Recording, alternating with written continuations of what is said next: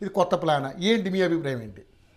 Sir అందరికీ నమస్కారం. Yes sir ఇది అంటే ఒకవేళ కాంగ్రెస్ పార్టీ విధానాలు వాళ్ళు ఇచ్చిన హామీలు అమలు చేసుకుంటూ పోతే సక్రమంగా మా ఎవరికి ఏ సమస్య లేదండి. అందరూ స్వాగతించాల్సింది, అందరూ స్వాగతిస్తారు. కానీ ప్రాక్టీస్లో వాళ్ళు ఇస్తానన్న హామీలకు వీళ్ళు అమలు చేస్తున్న పద్ధతులకు ఏమాత్రం పొందన లేదనేది మేము చెప్పదలుచుకున్నాం. పొందన లేదు. ఎందుకు చెప్పానంటే వీళ్ళు రైతు భరోసా ఎంతమందికి ఇస్తానని చెప్పేసి అన్నారు, 8,000 కోట్ల రూపాయలు ఇస్తానన్నారు, ఎన్ని ఇచ్చిండ్రు ఒక ప్రశ్న. అదేవిధంగా ఫ్రీ బస్సు అని చెప్పేసి మాట్లాడేది, ఇంతమంది ఏం పెట్టలేదు, వాళ్ళ టార్గెట్ ఏం పెట్టలేదు కదా, అర్హులైన ప్రతి ఒక్కరికి ఆ రైతులందరికీ అన్నట్టున్నారు. ఫస్ట్ రైతులందరికీ అని చెప్పి అందులో మనం చాలా అర్థాలు ఎదుర్కోవచ్చు. రైతులందరికీ అని చెప్పి చెప్పారు. 49,000 కోట్ల రూపాయలు అని అన్నారు, 18,000 కోట్ల దగ్గరనే ఆగిపోయారు. ఇది దానికి సంబంధించింది, రైతు భరోసాకు సంబంధించింది. అదేవిధంగా ఈరోజు రేషన్ కార్డులు కానీ లేకపోతే నిన్న ప్రకటించిన 4 పథకాలు ఏవైతే ఉన్నాయో వీళ్ళు ఎలక్షన్స్లో మేము మండలానికి 1 మాత్రమే అమలు చేస్తామని చెప్పేసి చెప్పారా? అప్పుడు అట్లా చెప్పలేదులేండి. చెప్పారా? చెప్పితే ఈరోజు అది అమలు చేస్తే కరెక్ట్. రేవంత్ రెడ్డి గట్స్ ఉన్న పర్సన్ ఆ రోజు ఏదైతే చెప్పిండో ఈరోజు అదే చేస్తున్నాడు అని చెప్పేసి అనుకోవడానికి. అదేవిధంగా కాంగ్రెస్ వాళ్ళ పరిస్థితి ఎట్లా ఉందనంటే ఆత్మస్తుతి పరనింద. వాళ్ళ పరిస్థితి ఎట్లయిందంటే ఎంతసేపు అప్పులు తెచ్చినామో అని మాట్లాడుతున్నారు తప్పితే అప్పులకు వడ్డీలు కడుతున్నాం అని అంటే వాళ్ళకు ఒక క్లారిటీ ఉందా? అసలు ఎన్ని అప్పులు వచ్చినాయి, ఎన్ని వడ్డీలు కడుతున్నారు, ఇప్పుడు వడ్డీలు కట్టుకుంటూ పోతున్నామని చెప్పేసి సతీష్ అన్న మాట్లాడుతున్నాడు. అది కూడా సరిపోవట్లేదు. సరిపోకపోతే మరి తెచ్చిన అప్పులకే డబ్బులు సరిపోకపోతే మరి పరిపాలన ఎట్లా కొనసాగుతుంది? పరిపాలన ఎట్లా జరుగుతుంది? మీరు ఇస్తున్న అరకొర ఏదైనా అది ఎట్లా ఇవ్వగలుగుతున్నారు? ఎక్కడి నుంచి వస్తున్నాయి డబ్బులు? నీకు ఇక్కడ ప్రొడక్షన్లో ఉన్న అంటే ఇక్కడ రాష్ట్ర ఆదాయానికి సంబంధించిన డబ్బులు సరిపోకపోయాయి ఏది వడ్డీలకు. అదేవిధంగా అప్పులు తీసుకొచ్చి మరీ కడుతున్నారు అని అంటే ఇది సరిపోకపోతే అవి తెచ్చి కడుతున్నారు కదా. మరి పరిపాలన ఎట్లా కొనసాగుతుంది? ఎక్కడి నుంచి తీసుకొస్తున్నారు? అంటే దేనికి పొంతన లేని విషయం. ఇక వాళ్ళు 4 హామీలు కానీ 420 హామీలు కానీ ప్రాక్టీస్లో ఎలక్షన్స్ హామీలు ఇచ్చినప్పుడు మేము మండలానికి ఒకటే మేము అమలు చేస్తామని చెప్పేసి మాట్లాడి ఉంటే, ఆ హామీ ప్రకారం కొనసాగి ఉంటే మనం అందరం స్వాగతిస్తాం. ఇదంతా ఎందుకు జరుగుతుంది ఈ స్టంటు అని అంటే రేపు రాబోయే స్థానిక సంస్థల ఎన్నికల కోసం జరుగుతున్న స్టంట్ మాత్రమే. లొట్టెపిట్ట పెదవికి ఏదో నక్కాశ పడ్డట్టు, అది లొట్టెపిట్ట అంటే ఒంటె, అది నములుతూ ఉంటుంది, కింద పెదవి ఊగుతూ ఉంటుంది. కిందున్న నక్క ఏమనుకుంటుందని అంటే అది ఎప్పుడు కింద పడుతుందా, నేను ఎప్పుడు అందుకుందామా అని చెప్పేసి అని అనుకుంటారు. అది ఆశగా ఎదురు చూస్తుంది.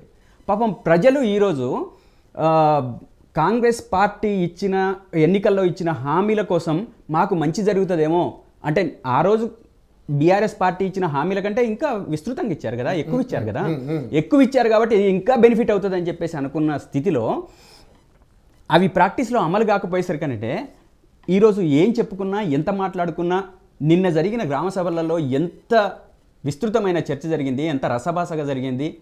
అందుకనే చెప్తున్నా నేను ఆత్మస్తుతి పరనింద.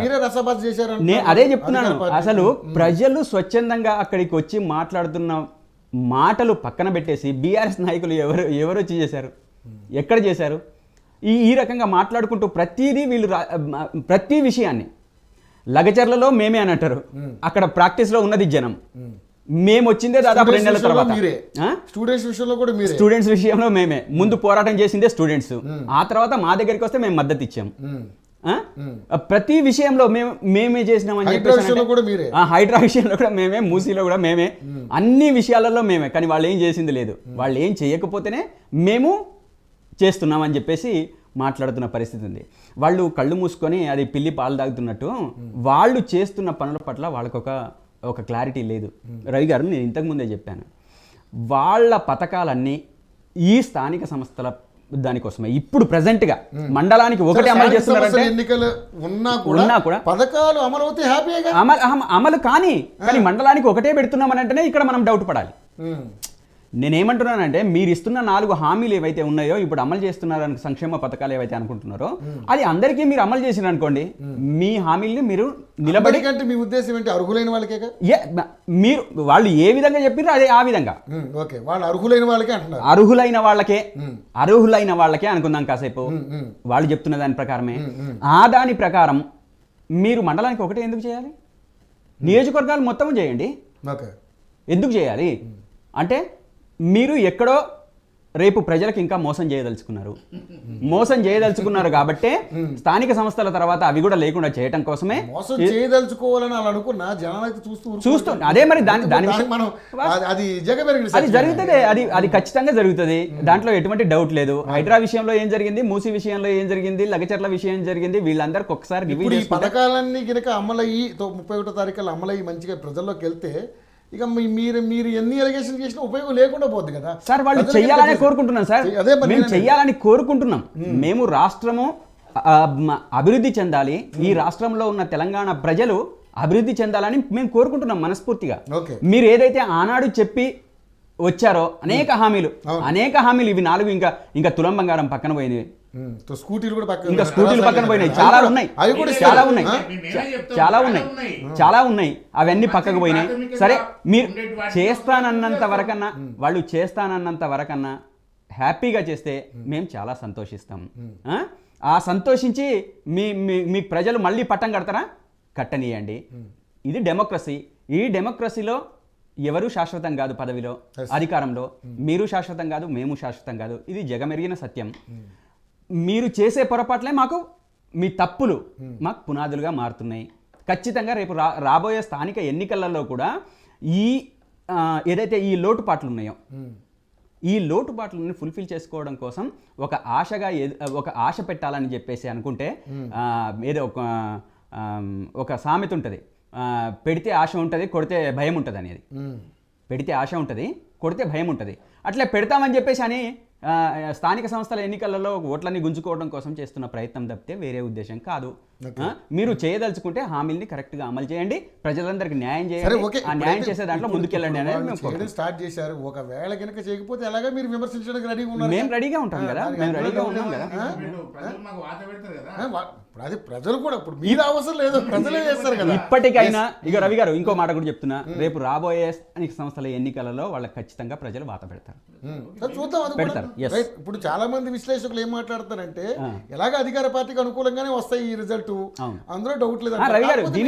మీ ఉద్దేశం ఏంటి? ఇప్పుడు జరుగుతున్నటువంటి వ్యతిరేకత అంతా కూడా మీకు ఉపయోగపడుతుంది అనుకుంటున్నాను.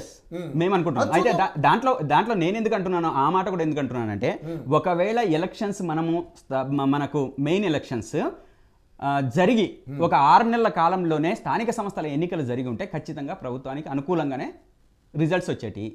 కానీ ఈరోజు 1.5 year దాదాపు 14 నెలలు 15 నెలలు కావస్తుంది కాబట్టి 14 నెలలు కావస్తుంది కాబట్టి ఈ 14 నెలల్లో ఈ కాంగ్రెస్ ప్రభుత్వం ఎంత వ్యతిరేకత మూట కట్టుకోవాలనో అంత వ్యతిరేకత మూట కట్టుకుంది. అది మాకు ప్లస్ అవుతుంది అనేది మేము ప్రగాఢంగా విశ్వసిస్తున్నాం. ప్లస్ అవుద్ది అనుకుంటున్నారు. ఈ వ్యతిరేకతనంతా కూడా మీ పథకాలు ఈ 6 నెలలు ఇచ్చేసి మేము ఆ వ్యతిరేకత పోగొట్టుకుంటామని వాళ్ళు అనుకుంటున్నారు. ఎవరి ఆశాభావం వాళ్ళది. మాది ఖచ్చితంగా రేపు రాబోయే కూడా గౌరవించాలి, స్వాగతించాలి. రైట్. నాయుడు గారు, కోటపట్టి నరసింహనాయుడు గారు, నమస్కారం సార్. సార్ మరి ఏంటి తెలంగాణ రాష్ట్రంలో ఇప్పుడు అధికార పార్టీ ప్రతిష్టాత్మకంగా స్టార్ట్ చేసినటువంటి 4 హామీలు, ఇది నిన్న 26వ తారీఖున స్టార్ట్ చేసినటువంటి 4 హామీలు, రేషన్ కార్డులు కావచ్చు, ఇందిరా ఇళ్ళు కావచ్చు, ఆత్మీయ భరోసా కావచ్చు, అండ్ రైతు భరోసా కావచ్చు. మరి కాంగ్రెస్ గవర్నమెంట్